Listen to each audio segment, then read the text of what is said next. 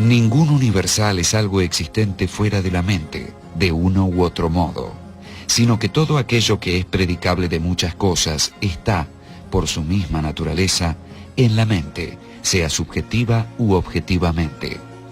Y ningún universal pertenece a la esencia de ninguna sustancia. Guillermo de Ockham, comentario a las sentencias.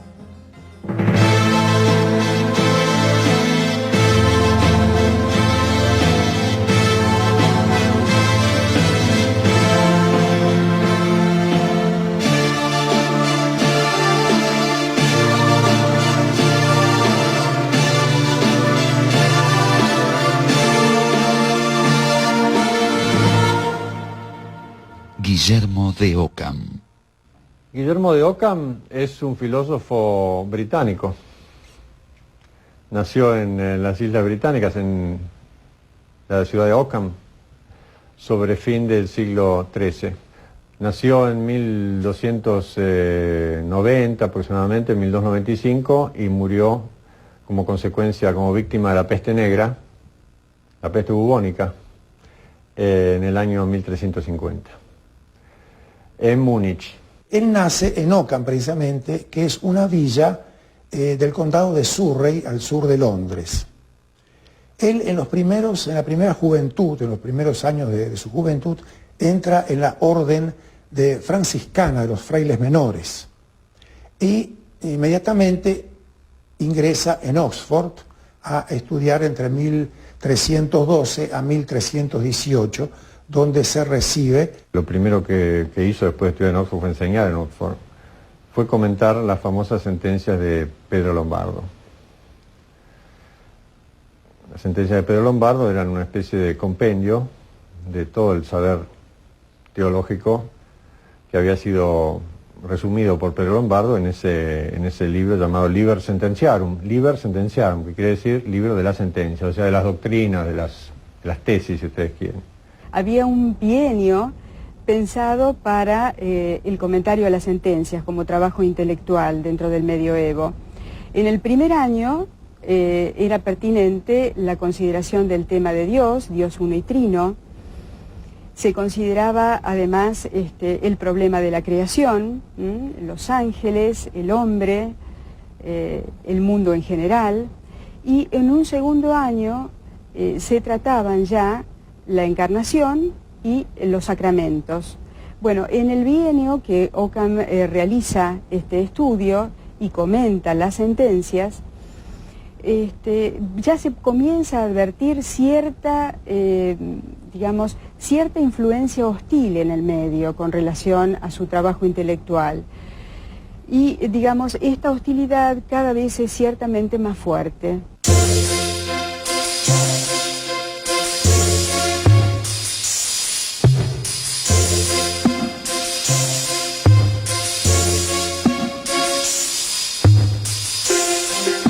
El ambiente de Oxford estaba fuertemente influido por el realismo de otro teólogo y filósofo franciscano, Juan Duns Scoto.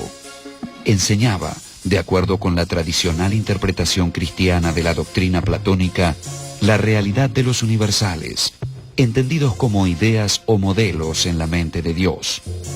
Guillermo de Ockham no aceptaba este planteo. En su comentario a las sentencias, afirmaba que los universales no tienen existencia alguna fuera de nuestras mentes y que no corresponden a ideas divinas. Lo único real son los individuos particulares.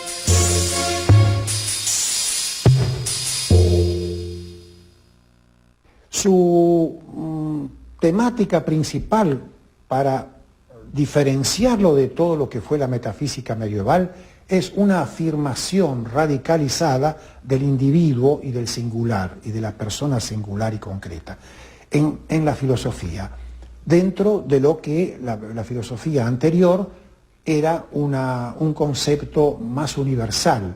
El hombre era una criatura divina y dentro de ese sentido de su criatura divina estaba integrado en la naturaleza y en el universo. Acá el hombre es el individuo aislado solo. Por eso toda la filosofía de Ockham va a abrir directamente en política hacia el liberalismo individualista, por una parte, incluso en la política y en la filosofía moderna y contemporánea. Además, en ruptura con toda la metafísica que era de las nociones de los universales, nociones de ideas generales, de principios universales de géneros y especies, él afirma un empirismo radical, la experiencia inmediata de lo que se puede contener en la observación empírica e inmediata del hecho de la percepción. Los términos de nuestras proposiciones, lo único que significan, dice Ockham, son conceptos de nuestra mente. Por eso el único lugar donde existen los universales es inánima, o sea, en el alma del hombre.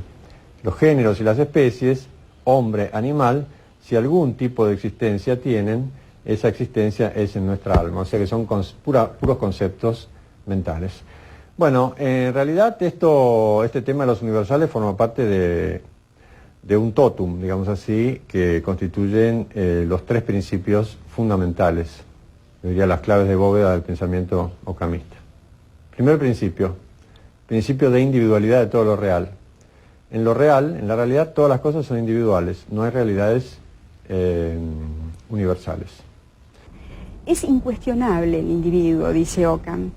Tan incuestionable es que querer, objetarlo sería algo semejante a querer examinar la luz del sol y para ello encender una candela. A lo único que puede llevarnos esto es a la ofuscación de la vista. Bueno, negar el individuo es negar una evidencia inmediata.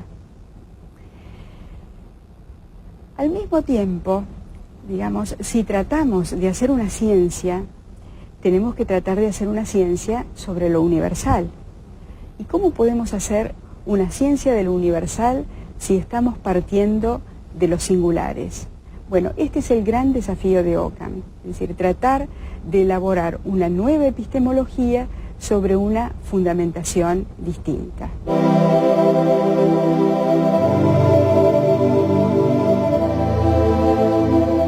Si solo el individuo es real, no hay un orden esencial que el estudioso deba desentrañar, sino que todo orden es impuesto a la realidad por el mismo estudioso en su acto de organizar conceptualmente los múltiples entes individuales.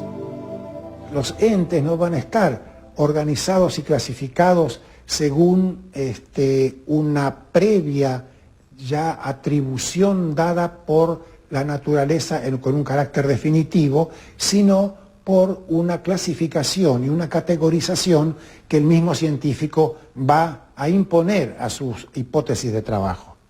Esto de alguna manera aquí entonces el realismo metafísico de los géneros y las especies queda cortado con esta vuelta al singular, al individual y a su clasificación serial del individuo en esa. La serie se va a organizar de acuerdo a lo que el científico le interesa agrupar, los objetos, los entes para una determinada investigación. Ockham pretende, elaborar una ciencia que esté basada en una perspectiva distinta, que esté basada en el individuo. Y esa ciencia basada en el individuo es su modo de reaccionar en defensa de la omnipotencia divina. El segundo principio es el principio de omnipotencia divina. Este principio de omnipotencia divina decía algo así como Dios puede, o sea, Dios es omnipotente, puede. Dios puede hacer en la realidad todo lo que no implique contradicción. ¿Esto qué significaba? Significa que en realidad el mundo tal como es un mundo querido por Dios, pero no querido por un intelecto divino, sino querido por la voluntad de Dios, por un acto del arbitrio divino, no por un acto del intelecto divino. ¿Y qué significa esto? Significa que precisamente como Dios quiso el mundo de esta manera, o podía haber querido de otra. Por eso este mundo actual es puramente fáctico, puramente factual. O sea, es una es un gran conjunto de individuos que están relacionados de determinada manera, pero podrían estar relacionados de otra. Lo que tiene este individualismo ocamista es que esta contingencia está dada en una innovación permanente de los momentos. Cada momento es nuevo. Al mismo tiempo, al ser nuevo, se interrumpe. No hay una continuidad, de alguna manera, de una historia ligada. Nuestra vida serían como momentos atómicos, aislados, que va a ser nuestra conciencia la que les va a dar un sentido. Todo orden contingente depende del absoluto poder de Dios. Con Ockham tenemos que el Dios de las ideas divinas, que recorre de algún modo todo el medioevo, cede ahora su lugar a un Dios del poder, a un Dios todopoderoso. Y todo el universo físico está en relación a esta omnipotencia divina. Entonces, no hay un orden en lo natural más allá de lo querido por Dios. Después de los principios de la individualidad, de lo real y de la omnipotencia divina, el tercer principio de la filosofía de Guillermo era el principio de economía. ¿Qué quiere decir el principio de economía? No tiene nada que ver con el dinero. Es el principio según el cual, para explicar la realidad, no hay que recurrir a la creación o a la hipostatización, digamos así, de otros principios que expliquen esa realidad. O sea, para explicar la realidad hay que recurrir a la menor cantidad de principios posibles o de realidades posibles. No debemos crear entes para explicar otros entes a la luz de estos entes. El vulgo, digamos, ha explicado este principio de economía utilizando una metáfora, la navaja de Ockham. ¿Qué quiere decir la navaja de Ockham? La navaja de Ockham es una navaja que corta, digamos, el mundo y recorta el mundo de modo de limitar la cantidad de entidades de ese mundo al mínimo indispensable. Esa navaja de Ockham corta esas nociones tradicionales sobre las cuales la filosofía se venía sosteniendo y plantea un nuevo horizonte de comprensión. Entonces alguien humorísticamente dijo, raer la barba de Platón con la navaja de Ockham. Hay múltiples menciones, autores diversos sobre el principio de economía, pero sin embargo en Ockham tiene un uso particular. Este principio es un instrumento de elaboración de su propia ciencia y está acotado al orden de fabricación de teorías por parte del hombre. De ninguna manera se contrapone con el principio de la omnipotencia divina. Dios puede elegir el modo más complicado de obrar, pero sin embargo el hombre va a elegir el modo menos complicado de elaborar una teoría sobre lo real. El apartamento de la tradición escolástica por parte de Guillermo y sus doctrinas revolucionarias causaron desagrado e inquietud entre sus compañeros y superiores de Oxford. Todas las conductas de sus contemporáneos inmediatos son de alguna manera sintetizadas en la advertencia de Jean Lutherell, el canciller de la universidad.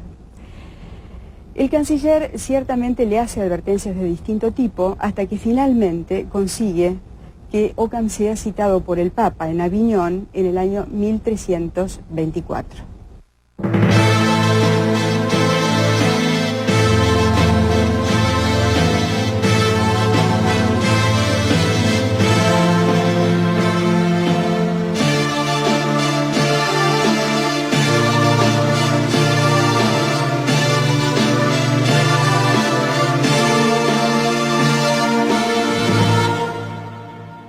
Guillermo de Ockham.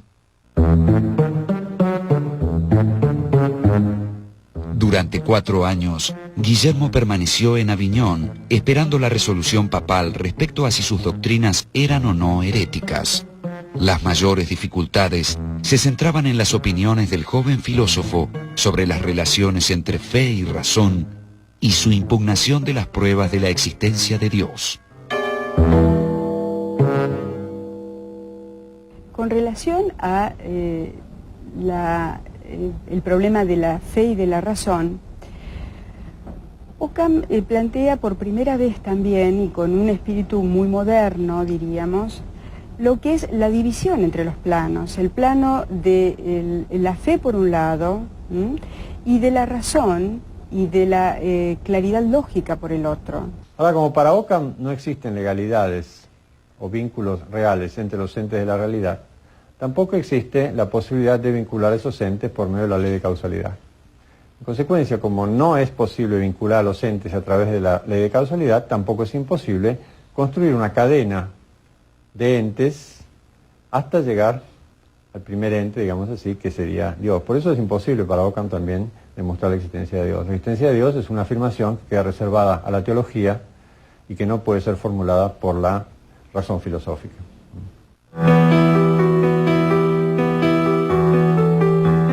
La comisión nombrada por el Papa Juan XXII se demoraba en el examen de las opiniones de Guillermo, y éste aprovechó el tiempo redactando por segunda vez su comentario de las sentencias y retocando otros textos. También escribió una suma lógica completa, desarrollando ideas que ya había apuntado en un tratado escrito en Oxford. La solución que da Occam en esto, tanto en el Tratado de Logia como en la Suma de Logia, como en otras de sus obras, es que el hombre, en este hombre, como se dijo, que es un individuo, digamos, aislado de todo contexto metafísico, sino que está él mismo puesto frente a la realidad inmediata y contingente y empírica. Sin embargo, ese hombre tiene una capacidad de conceptualizar sus sentimientos. Entonces habría una conceptualización de pulsiones profundas de la vida, ¿no? El amor, el goce, la alegría, el disfrute, la queja, todo lo que sean las pulsiones elementales de la vida, que son como ese lenguaje que dice San Agustín, que es anterior a todo idioma. Ahí ese no tiene idioma, es un idioma como neutro, y hay que nombrarlo. Pero al nombrarlo se produce entonces como esa arbitrariedad. En Aviñón, hacia 1328, Guillermo de Occam se encontró con el general de la Orden Franciscana, Miguel de Cesena, que había sido citado por el Papa para responder por sus opiniones en torno a la pobreza. También conoció allí al emperador Luis de Baviera. Recordemos que Occam fue llamado a la corte de Aviñón para explicar sus tesis presuntamente heréticas, y ahí en la corte de Aviñón se encuentra con otros franciscanos que sí habían sostenido, al contrario de Occam, tesis políticas. ¿Qué tesis habían sostenido? Bueno, la tesis según la cual la perfección evangélica, o sea, la perfección de cristiano, se logra a través de la pobreza, o sea, la renuncia a la propiedad. Para un papado con aspiraciones de poder, con aspiraciones políticas, realmente esta tesis es una tesis peligrosa, conflictiva. Por eso es que el papado también convoca a Miguel de Cesena a la corte de Aviñón para que explique en qué consiste esa tesis acerca de la pobreza evangélica. Bueno, ahí en la corte de Aviñón se encuentra Occam con Miguel de Cesena, y Occam hace causa común con Miguel de Cesena. Converge también Luis de Baviera, que buscaba en ese momento, tras ser ungido emperador, la investidura papal. Esta situación fue el desencadenante de una asociación de intelectuales y políticos que se manifestaron en contra de la autoridad del Papa, una autoridad muy discutida en ese momento en función de toda esta circunstancia. Esto hace que en principio se establezca una cierta alianza entre los tres. Guillermo de Occam, Miguel de Cesena y algunos frailes menores huyeron de Aviñón, y luego de participar fugazmente de un congreso general en la ciudad de Bolonia, donde se discutieron la pobreza evangélica, la caridad cristiana, el poder del Papa y la fiabilidad papal, siguieron su viaje hacia Baviera solicitando amparo al emperador. Para entonces, el Papa ya los había excomulgado.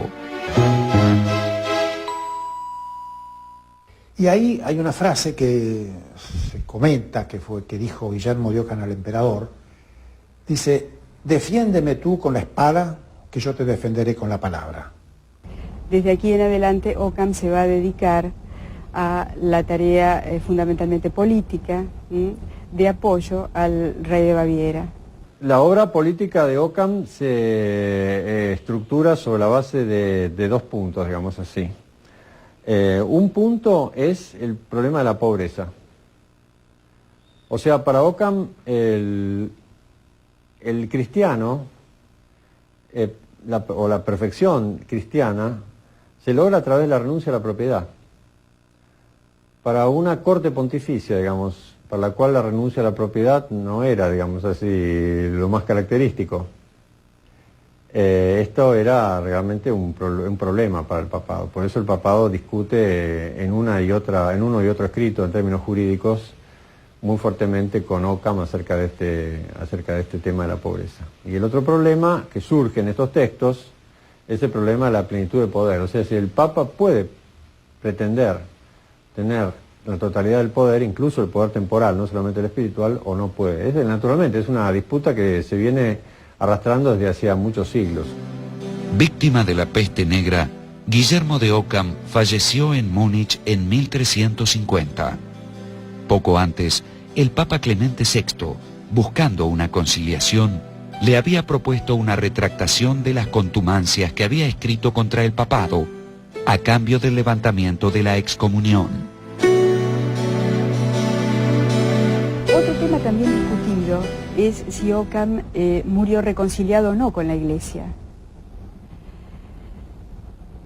Hay autores como Baudry o Werner que entienden que Ockham murió reconciliado, pero sin embargo no hay documentos que esto lo testifiquen. Incluso el sello de la orden, Ockham lo conservó hasta el final, lo cual nos hace suponer que muy probablemente este hecho no se diera.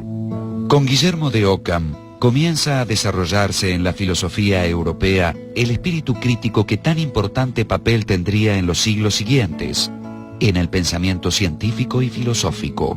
La influencia del nominalismo e individualismo ockhamista se refleja en el ámbito del saber, en la concepción antropológica que implica y la importancia dada al lenguaje. Si cada individuo es un átomo aislado, solamente tiene, digamos, reconocimiento, situación y posición dentro de un discurso, no de la historia, porque no hay una metafísica de la historia, sino una posición en el cual el individuo va a ser nombrado de alguna manera. Entonces, el hombre solamente tiene posibilidad de reconocerse en el lenguaje y en la palabra. Después hay otra influencia que bien puede haber provenido del espíritu ockhamista, que es la influencia sobre la tradición protestante o la tradición individualista. O sea, Ockham es un defensor del individuo y de los derechos del individuo.